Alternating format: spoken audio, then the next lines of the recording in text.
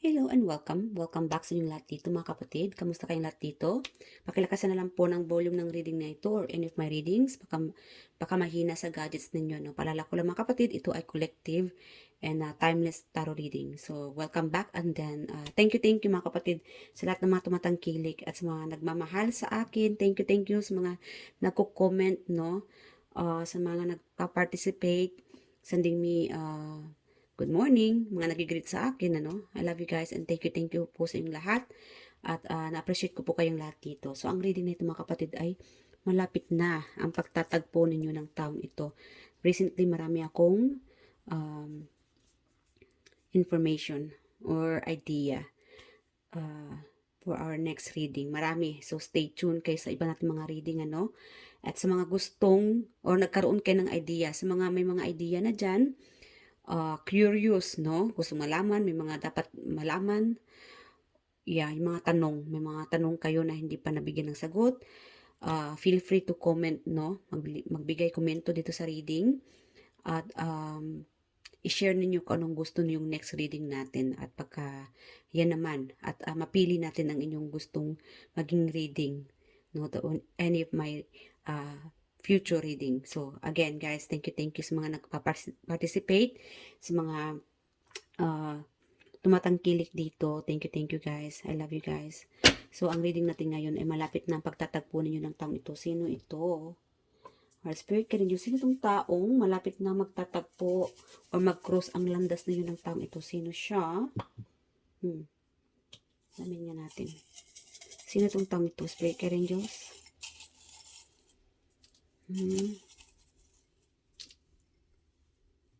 Okay. Meron tayong ditong kaklase mong babae. For sure, dahil malapit na ang pasukan, ano? Yeah. You will be meeting a new person. Kaklase mong babae. And later, alamin natin kung ano magiging intention niya sa inyo. Seaman. It could be a warning or a new lover. You'll be meeting this seaman. Social media. Could be related sa social media. Australian, foreigner. Yes, makakamit ka ng foreigner or maybe sa social media, no? Finally, mag-meet up kayo o nalalapit na ang pagtatagpo ninyo ng taong ito. Australian, very specific here. Wow. Again, foreigner. Yeah, ka-chatmate po siguro ito. Siguro nagkita kayo or I don't know, so, sa social media. Whatever you posted, siguro friends ng friends mo, nakita ka niya, somehow is this person. Nakakaroon nito ng interesado sa inyo, no? Pagkaka-interest.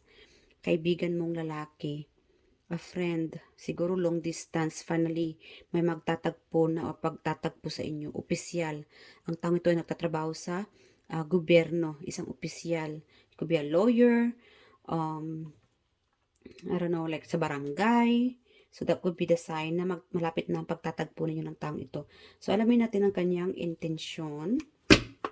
Okay, hold on. Alamin muna natin ang kanyang zodiac sign muna. Spirit Angels, who's this person na malapit na magtagpo si collective? Meron ito parang inaantok na. Kagigising ko lang kapatid ha, an hour ago. Pero ngayon ay parang nakaramdam ako ng antok. Siguro meron itong nanonood habang sa dilim o malapit ng matulog. Yeah. Huwag kayong matulog. Tapusin mo muna ito. Sa mga inantok dyan. After watching this reading, magpahinga naman. Kasi baka recently, panay trabaho mo. I know everybody here are, napaka-busy, focus mga finances, trabaho, pamilya. Alright, Spirit Angels, sino ito malapit na magtatagpo or may pagtatagpo kay collective? Sino siya? May malapit na magtatagpo. We have here number 1. Wow.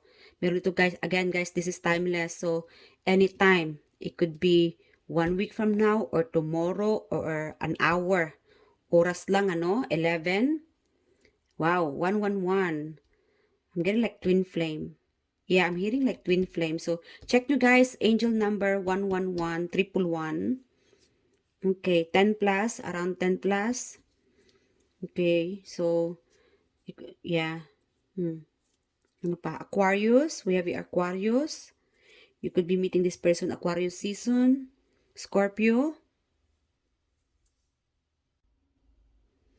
Okay. So, dagdagan pa natin mga kapatid. Sino itong malapit ng pagtatagpo or may magtatagpo dito? Sino sa inyo yung magiging katagpo ninyo?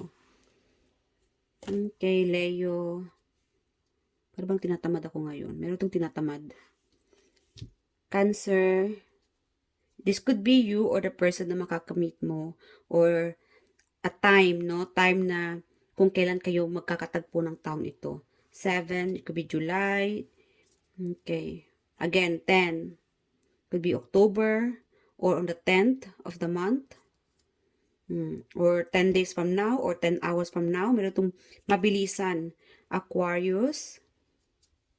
Taurus. Meron naman dito, magtatagpo kayo ng taong ito dahil planado niya. Planado niyang makipagkita sa iyo or magkita kayo. Alamin natin kung ano ang intensyon ng taong ito. So, again, nalalapit na ang pagtatagpo ninyo ng taong ito. So, ano magiging intensyon ng taong ito sa inyo? Wow. Courtship, again, pangliligaw. Again, this could be related sa mga social media ninyo, mga kapatid. Nakikita ka siguro niya or followers siguro ito ng iyong social media at gustong-gusto ka ng taong ito na makatagpo in person.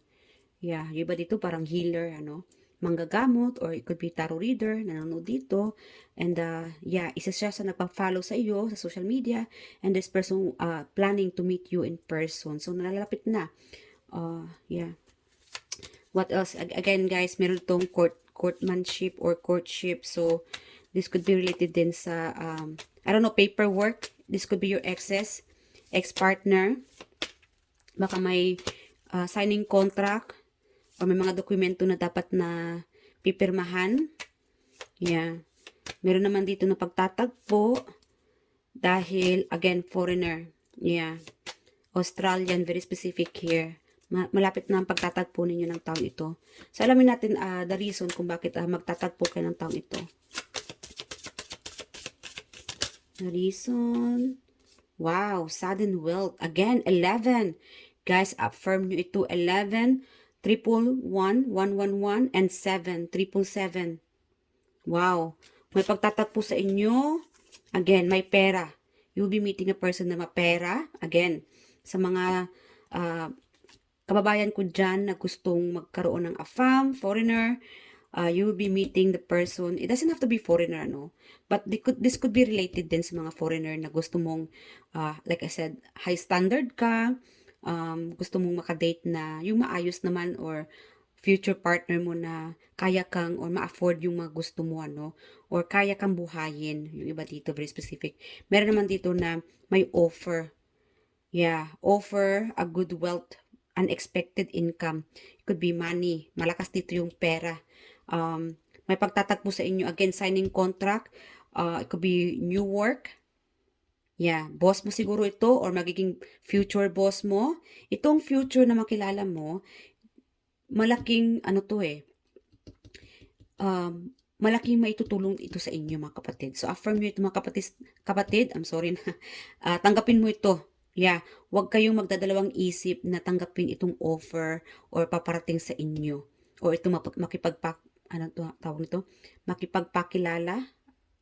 Yeah, magpakilala sa inyo or meeting from social media. It could be mag-offer sa inyo ng business. And again, guys, it's not because na mag-offer ng business, no? Tanggapin agad. Alright? So, kailangan aware din kayo. Gamitin ang inyong intuition, ang inyong kutob, kung totoo ba, or mag-research kayo before accepting any of the offer. Lalong-lalo na kung related sa mga pera. Okay? So, yeah, again, there will be a meet-up, pagpapakilala, pagkikita, pagtatagpo, related sa offer, money, career, opportunity. Karamihan sa inyo dito is about money. Or kung ikaw itong looking forward na makilala ang iyong kadate or future partner, yes, this person confirm, malaking tulong ito sa iyo para aangat ka or siya ang makakaangat sa iyo, sa iyong buhay. Yeah. Money involved, you will be fortunate. Yes, swertehin ka dito sa taong makakatagpo mo. Wow. Okay, money involved. Meron naman ditong marriage, boss. Okay, again, sa social media, kaklase mong babae, kaibigan, meron ditong gustong tulungan ka, meron mang seaman, Australian, foreigner, Aquarius, opisyal. Yeah. Aquarius, malakas dito yung Aquarius. Taurus, okay, Cancer, and Scorpio. Yeah. I'm also getting like twin flame. May pagtatagpo rito ng twin flame mo. So, you could be meeting this person 7, 10, 11, or 1 anytime soon. Meron itong malapit na ang pagtatagpo ninyo. Ano ba yan? Sorry guys, nabubulol ako. Puros na lang ako S. Okay. I'm also getting like Chinese. May pagka-Chinese. Wow. Or, meron naman dito pagtatagpo through dreams. Baka napanaginipan mo itong taong ito or you are getting a sign. Yes, pay attention guys sa mga senyales, sa mga panaginip ninyo. That could be, no? Na, sabihin natin na nananaginip ka na may nagbigay sa iyo ng tulong or may binigay. Something about na may inabot sa inyo. And this could be the sign money is coming. Yes, hindi lang love, money and opportunity. So ito, no? May nagtatagpo ito sa iyong panaginip. Yeah, not just in a physical world, there's also in through 5D, 4D, or through dreams. Yeah. I'm also getting like, maybe this person manifesting you. Another information mga kapatid, minamanifest ka ng taong ito. Yeah, minamanifest niya ang pagtatagpo ninyo.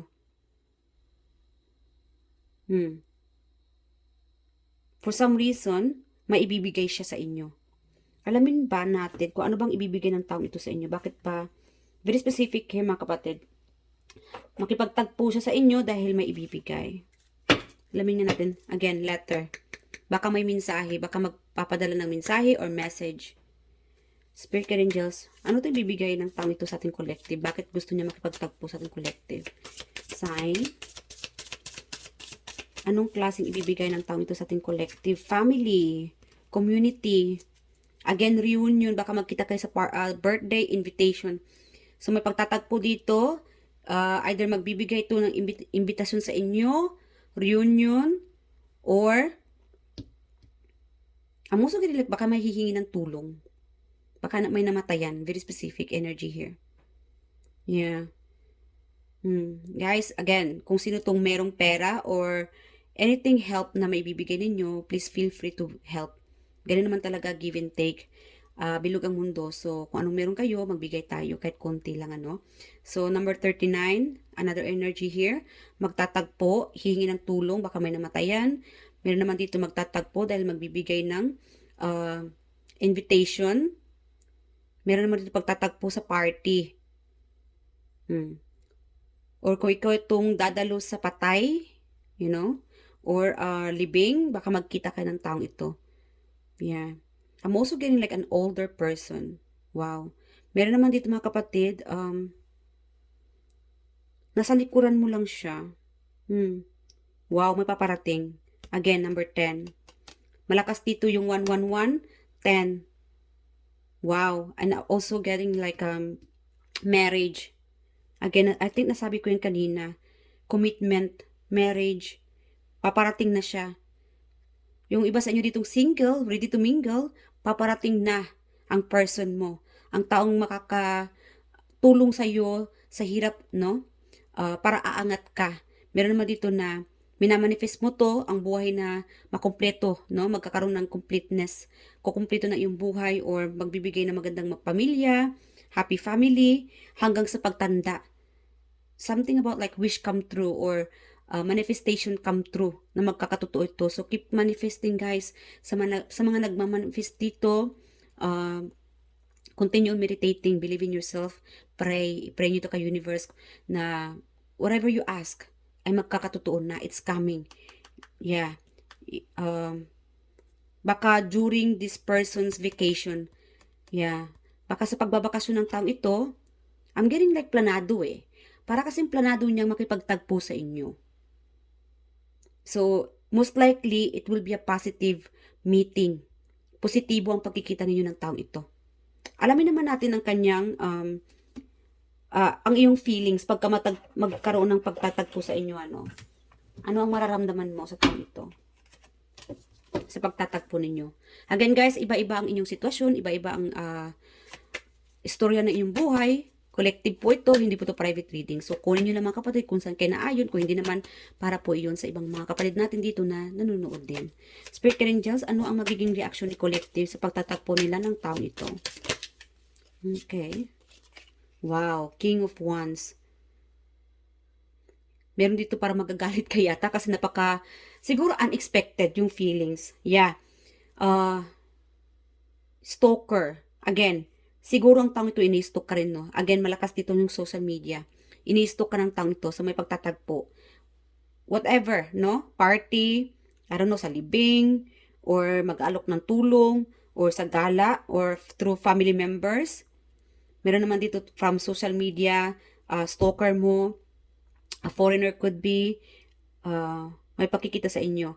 Meron naman dito, again, another energy before I forgot, no? It could be kaklase mong babae na mag-offer sa iyo na gagala kayo. So, soon, may, I don't know, I'm hearing like field trip or journey. Again, another journey, pagtatagpo, anong tawag nito? Whatever trip, no? Yeah. This will be fun. Baka may libre. Lilibrihin ka siguro ng taong ito. Afford naman niya ang pagtatagpo or pupuntahan ninyo kung saang location, ano. So, again, mag-message sa inyo ang taong ito mga kapatid. Anytime.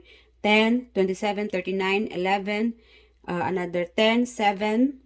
It could be hour, in few hours from now, whenever you watch this reading, or days, or weeks. Hindi abutin ng months. So, again, malapit na ang pagtatagpo ninyo. Again, malakas dito yung fire sign. So, Leo, Scorpio. Okay? And, again, guys, twin flame, 11. So, the wheel. Yeah. Something about sa pagtatagpo ninyo, mga kapatid, matutuwa ka, mag-i-enjoy ka. Unbelievable, unexpected. Yeah. There will be so much passion. Yeah, attractive. Ma-attract ka sa taong ito. Or maybe you are meeting with a person na napaka-attractive. Yeah. Okay. So, again, napaka-positibo ng pagkikita ninyo ng taong ito mga kapatid. So, confirm. You will be so happy. The offer, may offer na ibibigay sa inyo, invitation, mag-i-enjoy ka dito. Meron dito baka bigla kang ma-in love, ma-carried away sa sitwasyon ninyo. Again, offer, money, it could be business, ma-carried away ka dito, matutuwa ka, mag-i-enjoy ka. Yeah. Daig mo pa ang nananalo ng lottery. Okay, lottery jackpot. So, yes or no na tayo before mag-end ang reading natin. So far, I do hope nag-enjoy kayo sa reading na ito mga kapatid. And feel free, no? Feel free to leave your comment below, share your stories, or bumalik kayo, no? Kung sino itong nakakatagpo ninyo. And it's nice, no, na nakakatuwang malaman yung mga storya ng inyong sitwasyon. Kung nagkatotoo ba, or ano ang nangyayari sa sitwasyon ninyo. So, yeah. Spirit Angels, guys, ask any question and the answer will be yes or no. Okay, you guys ready? Pause nyo muna ang reading na ito at magtanong kayo ng katanungan. And the answer will be yes or no. Alright, Spirit Angels, yes or no for my collective. Okay, we have here no. Loss, sadness, loss, grief, despair, abandonment, guilt, remorse, regret, trauma, bereavement, mourning, heartbreak, unwelcome change, emotional instability, focusing on loss. So guys, it's time to let go, let God. Tanggalin yung mga nawawalang, I don't know, meron sa inyo dito hindi pa nakapag-move on, nasasaktan ka, siguro nagaling ka na scam, hindi ka pa nakapag-move on. Although may nawala man, may babalik. May babalik, may darating na mas maganda pa dito. A channeled message from the universe. Kung ano mang nawala sa inyo, let go, let God, may magandang babalik sa inyo. mas matutuwa ka dito. Mas I don't know, mag-enjoy ka dito. Makakaramdam ka ng sagana. Daig mo pa ang nanalo ng lottery. So affirm this, accept this. Again, let go, let God. And I love you guys, and I hope to see you guys in the next reading. Bye!